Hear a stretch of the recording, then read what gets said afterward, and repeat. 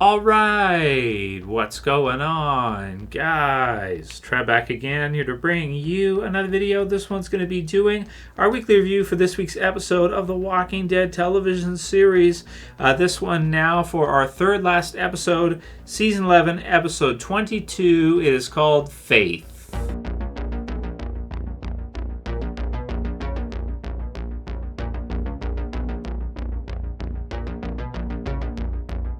Alright, dudes, fans, spoiler warning if you have not seen this episode yet. So this is bringing us down to the finale for The Walking Dead, guys. I'd say with this episode, we're basically into the finale now. We're into the finale territory for The Walking Dead television series. In this episode, you can start to see everything sort of stack up. A lot of setup to kind of some of our most likely climactic moments here coming up in the next couple of episodes.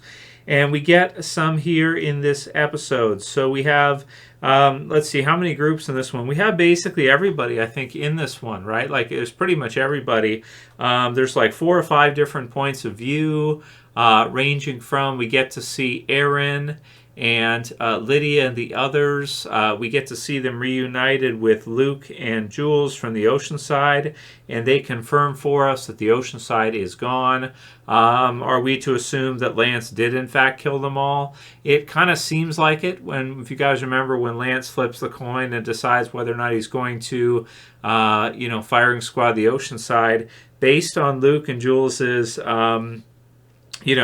how they're acting in this one, it kind of seems like he did, or at least if he didn't, it's basically been taken over by the Commonwealth to the point where it's not someplace that they can go any longer. So this episode being called Faith, it's almost like a Negan focus episode. We see the introduction done by Judith, who we actually, she's not in this episode, so there are some of the youngins that aren't in it, but pretty much everybody else is.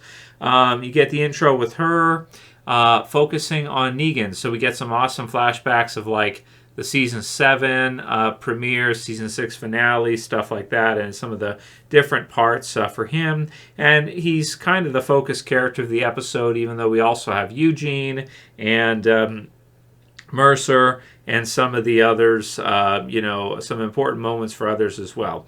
But we start things off with the intro with the work camp, and we get to see now that Princess is there too, who I wasn't, did we see her previously there? I thought she had left and that she was not actually at the work camp, but it's revealed in this one that she is, unless I just missed it previously. We have Lydia, Elijah, and Jerry and all the others.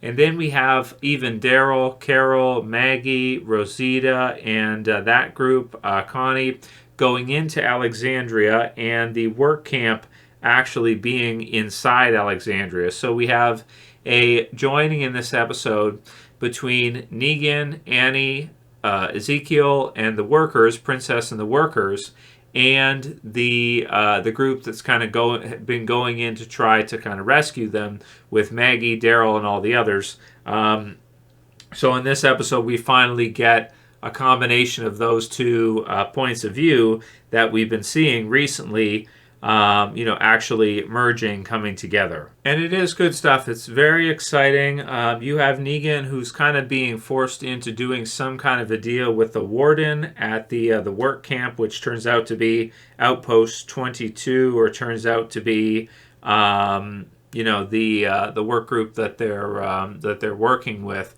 So you have him, the others, Ezekiel, they're trying to find a way that they might be able to escape here, and they kind of escape in kind of the most odd way that there is. Negan sort of makes some kind of a deal, or maybe refuses to, or possibly does, and then the warden turns on him and decides to do something really crazy, which is bring in Annie as well to what looks like is going to be basically a firing squad. But this is too much for the most of the prisoners to handle, and so they decide to stand in front of the firing squad, and the warden orders his CRM soldiers to kill them all, governor style, and they in turn won't do it. We have the one that was punished by 197, who was punished by the warden who ends up turning on him. And then basically, the warden ends up getting, pressed back, grabs one of them with a gun to their head. It gets Kelly. And then Daryl ends up stabbing him from behind, which combines Daryl and Carol, the others of the rescue group, now with with Negan, Ezekiel, everybody else, and Annie as well, with that group. Some questions about the Negan and Maggie spinoff series. If Annie is going to survive all the way through, I did think in this episode they might kill Annie off, but I'm happy they didn't, because that would be kind of a brutal scene, right, to see. And it seems like so far they're mostly going with kind of like a happy ending for Walking Dead, it looks like. As far as our survivors go, we haven't seen like any major character deaths for our survivors in this final 8. Less than I thought they would do, but maybe they're kind of hesitant to do that because they don't want to, upset viewers right at the end. Which is a safe way to play it, a safe way to go. So we also have Herschel reunited with Maggie, which is a good one, a good scene between Maggie and Carol. Carol bringing up Sophia and what happened with her. But it's nice to see in this one Maggie be reunited with Herschel again. And then tragic for Rosita, who is not able to find Coco, who is her daughter, and ends up being the one to kind of put the warden out of his misery, I guess, and feeds him to a walker, or basically sicks one of the CRM soldier walkers on him, which is an freaking awesome scene. I like that one. I think it bites like part of his face or his eye out, which is really sweet, and it's just really cool. So this episode is pretty stacked.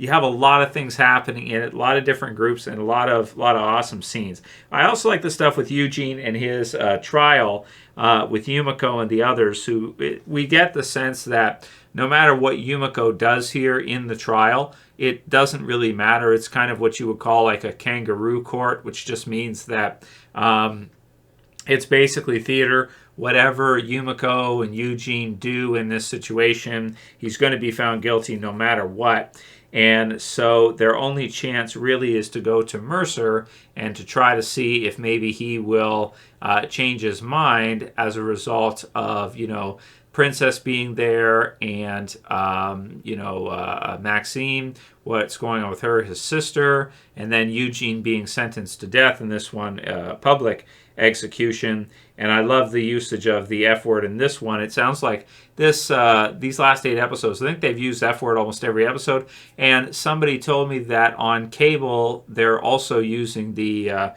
saying fuck. So I guess I can say it too, right? Actually, I think I can say it on YouTube right now, which is good. The world has changed a bit. So Mercer says, time to fuck. What does he say? Fuck shit up. That's pretty awesome. That's an awesome way to end the episode. Really sweet. So Mercer becoming a hero to finish things off in The Walking Dead, it looks like. Will he be able to save Eugene? I hope so. It looks really awesome either way, and it looks like you have all these different pieces coming together. The walkers, who look like they feel like they're near the Commonwealth to me, because you have the Commonwealth kind of Jeep vehicles going around them. And you have, Aaron, Lydia, all the others that are in there with the walkers walking with them. What looks like is near the Commonwealth. You have inside the Commonwealth Mercer and Eugene and that faction. And now we have the joined faction of the prisoners who have busted free with Daryl and everybody else. And it's awesome, dude. So I think that's most of what I want to say about this episode. It just has a lot of things happening. I'm going to give it a 9 out of 10. I think it's really, really a great episode. And that leaves us with just, 2 episodes left. So I'm thinking next episode will be huge. And then probably the final episode maybe being kind of a wrap-up episode for Walking Dead. So maybe the next episode being really, really big. And then the final episode being like maybe half of it being big, and then finishing things off, giving us a nice happy ending for Walking Dead in that episode as well too. So climactic parts for Walking Dead, awesome stuff. Enjoy getting to Also, getting to hear about Oceanside was great because we didn't really want them to leave that in as a unresolved. And so the way they handled it by bringing Luke back with Jules was good because it connects in that part with the others and just puts everything in a really good spot, which looks like it's going to be an exciting finale here in the next few weeks for the Commonwealth and for Walking Dead as a whole. If you like this review, please thumb it up below, share, favorite, subscribe at the bottom, and I'll see you guys again soon for another video. As always, it's Trev, and I'm saying peace later, guys. See you soon.